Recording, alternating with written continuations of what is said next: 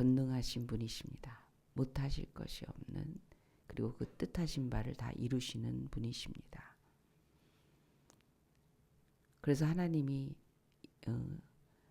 말씀하시고 뜻하신 것들을 행하실 때 우리가 그것을 보면서 제한하지 말아야 됩니다. 방해하지 말아야 됩니다. 우리는 심지어 성령을 회방하기까지 할 수 있는 그런 정도로 우리 생각이, 우리가 갖고 있는 이 자아, 이게 얼마나 센지 몰라요.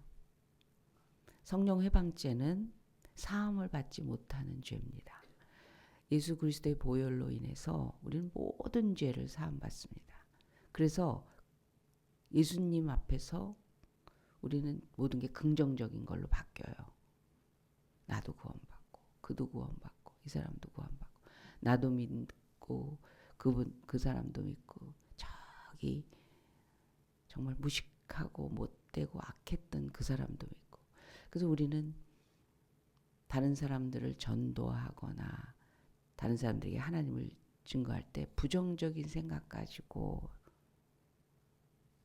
중보하며 전도할 수가 없어요. 왜냐하면 하나님이 구원하실 때 그 대상에 대해서 제한하지 않기 때문에 그렇습니다. 오른편 강도도, 처형당하는 그 순간에 있는 강도도 구원하시고. 그래서 하나님이 우리를 구원하시고 하나님을 믿는 사람들이 되고 나면 참 긍정적인 성격으로 바뀝니다. 하나님이 하시면 돼. 그게 되겠어? 그 사람 안 돼. 요런 그 생각과 마음은 마귀가 주는 거예요. 내가 미워하고 싫어하고 내가 판단하고 난 다음에는 하나님도 어쩌지 못하는 그런 거야말로 과연 예수 그리스도의 영이 그 사람 속에서 역사하시나 하는 의문이 들 정도죠. 세상에 그런 사람도 하나님 구원하시겠다고 나를 보내셨구나. 전에 조용기 목사님 젊었을 때 그 일제시대 때 그 고생했던 기억이 있어서 일본에 대해서 복음 전하는 그 선교 사역은 마음에서 아예 생각도 안 하고 싫어했죠. 근데 이제 그 장모 되시는 최자실 목사님이 우리 이렇게 목회도 하고 우리 교회가 선교를 해야 되는데 우리 일본 선교도 해야 된다. 그랬더니 막 조용기 목사님이 뭐라 그랬대요. 그런 놈들을 왜 복음을 전하냐고. 능지처참 받아야 될 못된 것들인데. 최자실 목사님이 그러니까 학생 때부터 만났으니까 사위니까 아니 조 목사님 어떻게 그렇게 말할 수 있냐고. 우리도 그렇다면 그 한계에서 구원받을 수 없는 사람들이라고. 우리가 하나님 앞에 구원받을 만한 조건을 가진 사람들이냐. 하나님의 무한한 은혜와 사랑 때문에 구원받은 거지. 그 말에 회개하고 일본 선교를 왕성하게 시작했던 그런 간증을 들은 적이 있어요. 하나님이 하시겠다고 하면 우리는 그걸 생각으로나 어떤 말이나 자기가 판단하는 것 가지고 제한하면은 안 됩니다. 이스라엘 사람들에게 우리는 구별된 선민이다 하는 거는 지금까지도 철저한 선민의식이 대단합니다. 그러니까 하나님의 백성이라는 소리는 이방인들은 인간도 인간이 아니라 그냥 불쏘시개, 지옥불을 때우는 불쏘시개. 그 이방인을 굉장히 하찮게 여겼죠. 그런데 예수님이 오셔서 이방 여인, 수로보니게의 여인,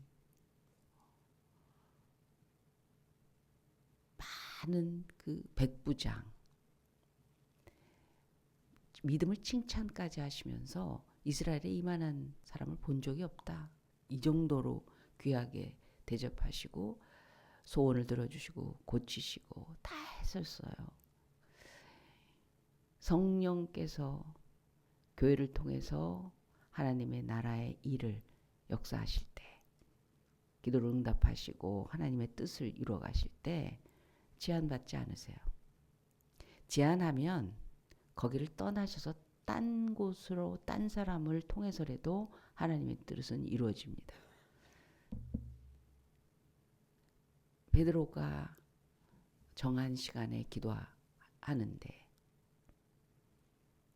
하늘에서 보자기가 내려오는데 보자기 안에 온갖 짐승이 들어있잖아요. 짐승은 굽이 갈라진 짐승은 먹지 않아요. 율법에 의해서. 그런데 그런 짐승들을 보면서 먹으라고 하니까 부정한 것을 먹을 수 없나이다. 그 사람이 갖고 있는 기본 자기 고정관념이 하나님을 그렇게 열심히 믿는데도 불구하고 방해를 하고 있는 거예요. 주여 이래요. 주여 그러면 주인이시란 말이에요. 주인이시여. 당신의 종입니다. 당신이 원하시면 저는 모든 것을 행해야 하는 것을 고백하는 거죠. 주님 말씀하시면 제가 그대로 행하겠습니다. 그게 주여잖아요. 주여. 근데 베드로가 뭐라 하냐면 그럴 수 없나이다. 내가 부정한 것을 먹을 수 없나이다. 그랬더니 주님이 그러십니다. 내가 정하다 한 걸 네가 부정하다 할 수 없느니라. 아니 율법에 굽이 갈라진 건 먹지 마라. 근데 내려온 그 보자기에 있는 짐승들은 낙타 그런 짐승들이란 말이에요. 그러나 내가 정하다 한 거를 네가 부정하다 할 수 없느니라. 그 말을 그때 접수합니다.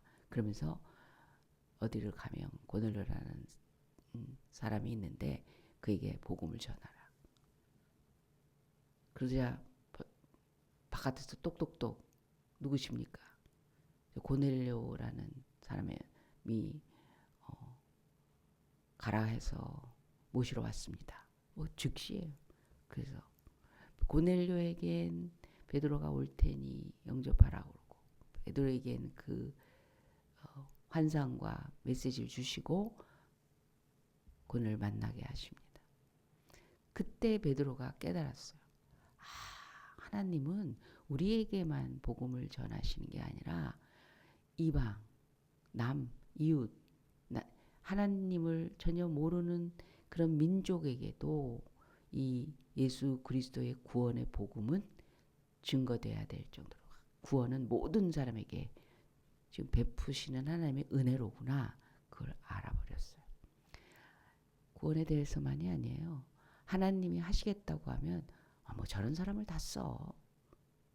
저런 사람한테 왜 하나님이 역사해. 참 이상해. 오자마자 저런 사람은 은혜 받더라고. 참 이상해. 뭐가 이상해요. 그러니까 하나님이 은혜지. 직분을 주면 옳다 그르다를 사람이 그때부터 판단한다고요. 하나님의 뜻이냐 아니냐에. 그러니까 부모님이 하나님의 뜻을 제안해서 아이들을 제대로 하나님의 사람으로 못 만드는 거예요.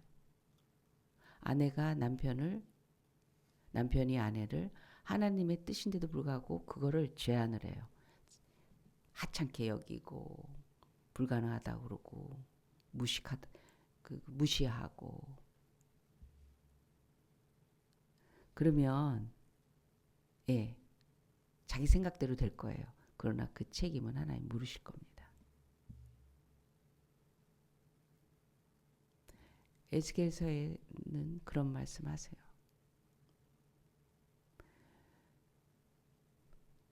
하나님을 믿지 않는 자에게 전하지 않으면 그 사람은 자기 죄로 죽지만 그 죽음에 대해서 너에게 책임을 물으리라. 너무 강력하게 얘기하세요. 저 사람은 안 될 거라는 거죠. 아우, 싫어하는데 내가 왜. 귀찮아. 바빠. 평생 한 사람도 전하지 않고 자기는 구원받았다고 천국 간다고 하는 사람이 많죠. 많죠. 하나님을 제한해서 그래요. 하나님이 하시면 안 될 게 없는 거예요. 안 될 게. 하나님이 내게 보내주신 자 하나도 잃지 않았습니다. 예수님은 그렇게 얘기했어요. 예수님이 하고 싶으면 하는 거지 뭐. 예수님이니까 다 된 거지 뭐. 천만의 말씀이에요.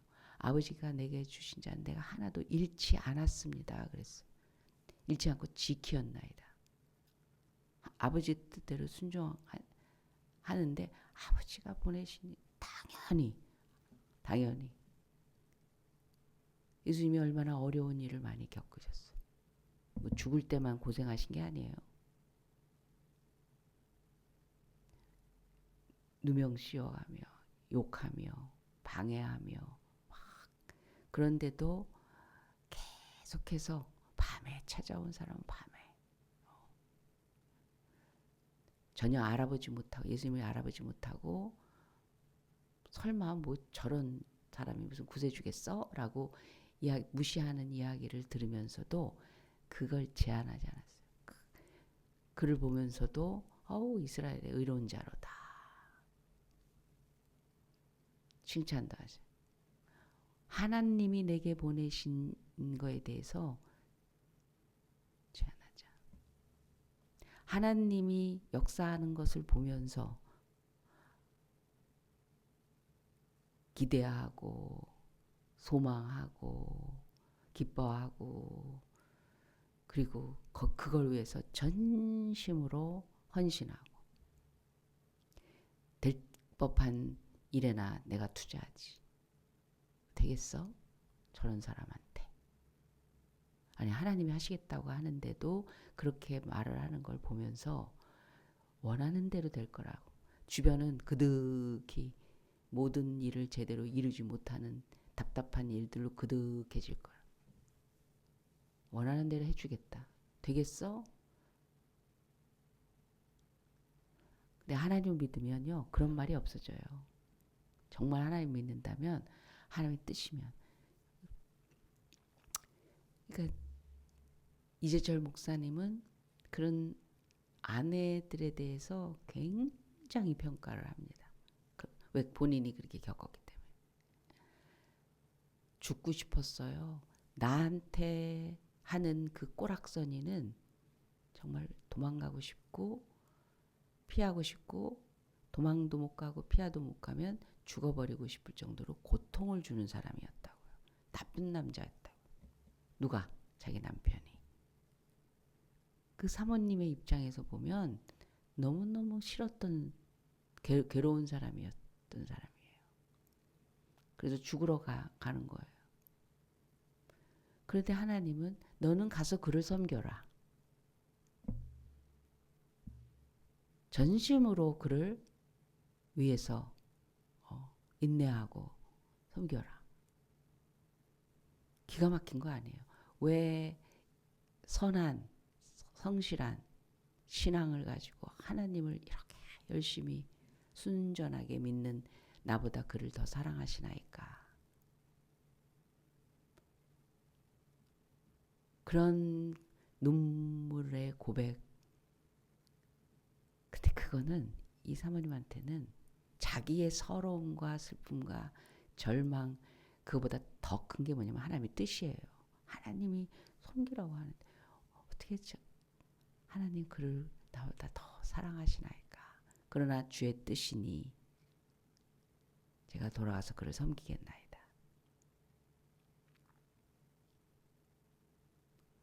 그러니까 그런 남편이 나와.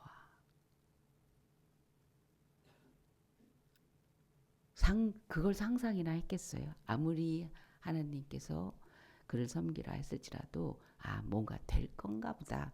이런 계산으로는 그 얍삽한 마음 가지고는 절대로 섬기지 못해요. 자기 계산이 들어있는 사람은 섬기지 못해요. 하나님의 뜻을 따를 수가 없어요. 자기 유리한 것들이 더 중요한데요. 어떻게 하나 남의 말로 자기 고통을 감당하겠어요? 그냥 하나님의 사랑, 하나님의 뜻이 제일 중요하고 제일 크고 높아. 그러니까 자기를 꺾을 수가 있는 거겠죠. 하나님은 그를 빚어서 정말 하나님의 종으로 철저한 그 진짜 하나님 앞에서 자기 목숨을 아까워하지 않고 절대적인 순종할 종으로 지금 빚는 중인데 너 협조해. 근데 그 영광은 누구의 차지입니까? 남편을 그렇게 세우고 나서 드러내지도 않지만 얼마나 흡족하겠어요. 흐뭇하겠어요.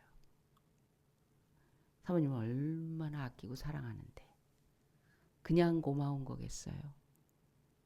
자기를 거의 구세주죠. 그 사모님. 그 이후에도 참 잘 섬기고 잘 가이드하세요.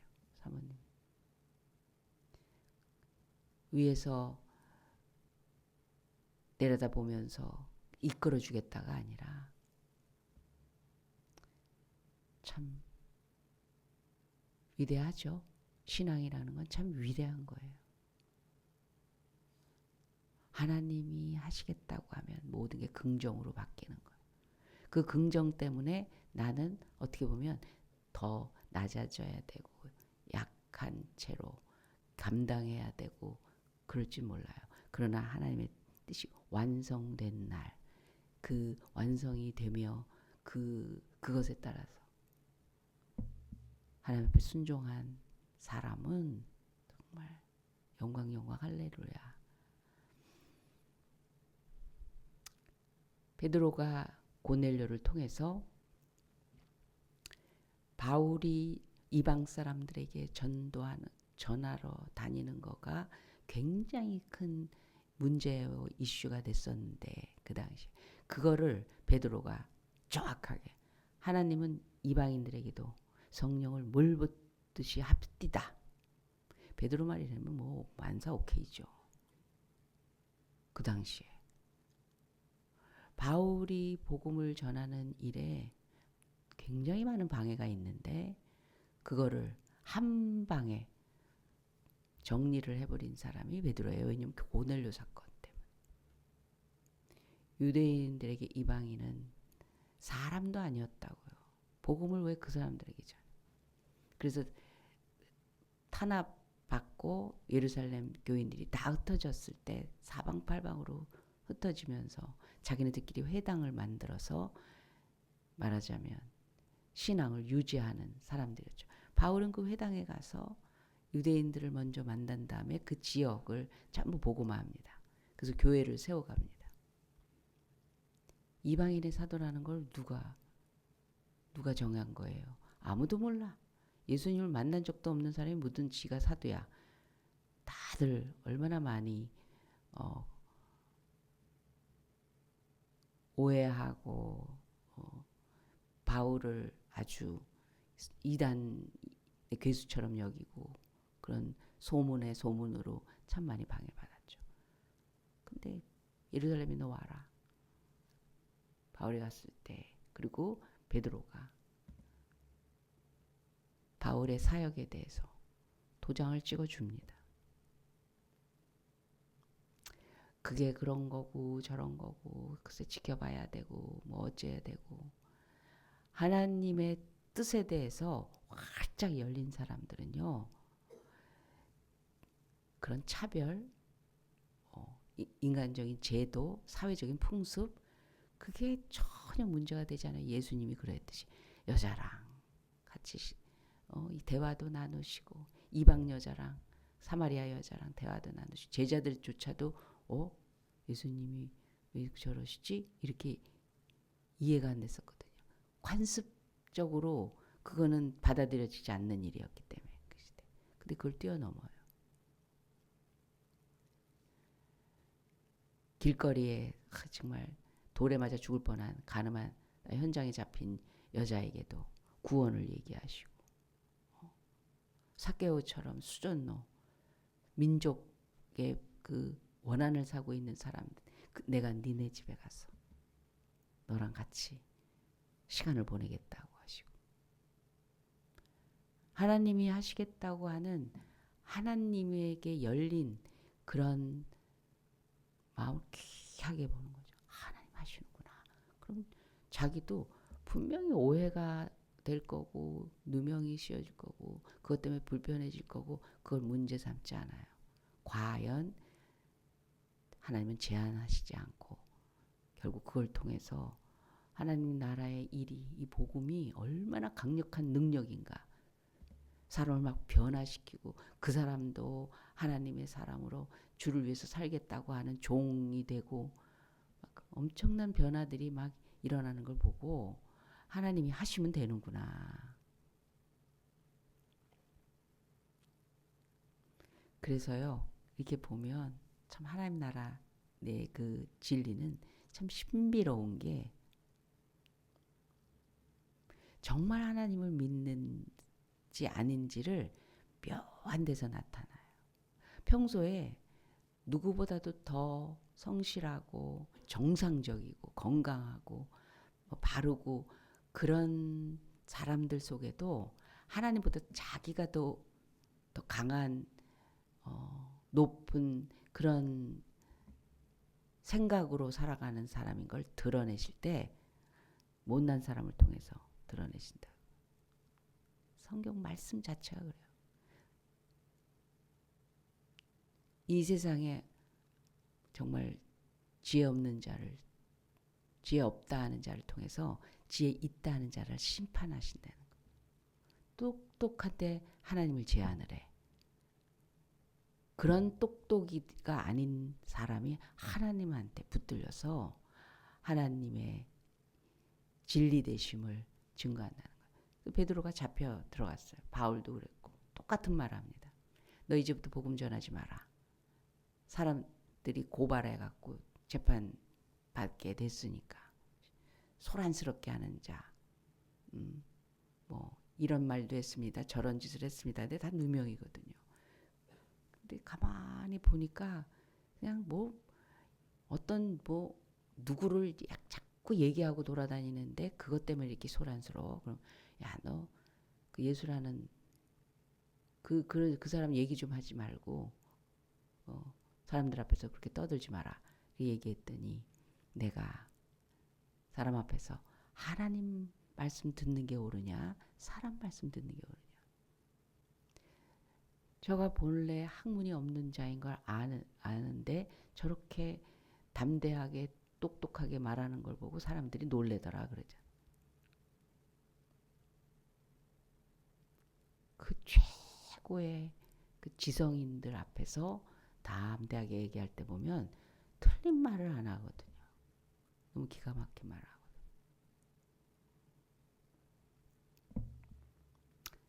하나님 앞에서 하나님이 하시는 일을 볼 수 있다면 긍정적으로 바뀔 겁니다. 성격이 긍정이어서가 아니라 그런 뭐 기분이 낙천적인 사람이어서가 아니라 하나님은 전지전능하신 완전하신 그리고 그 뜻을 이루시는 분이시기 때문에 내 생각으로 제한하지 않겠다고 하니까 긍정이 되는 거예요. 우리는 부정적인 거 많이 갖고 있죠. 살다 보니 얼마나 많은 그 경험을 해요. 안 좋은 경험들. 그러니까 부정적인 게 안전하다고요. 못 믿을 게 많고 안 되는 거 많고 싫은 거 많고 그렇다고요. 긍정적이 되기가 쉽지가 않아요. 근데 하나님 믿으면 하나님 하시면 하나님 하시겠다고 하면 되는 거야. 하나님의 뜻이 뭔지 그거부터 시작하고 싶은 거예요.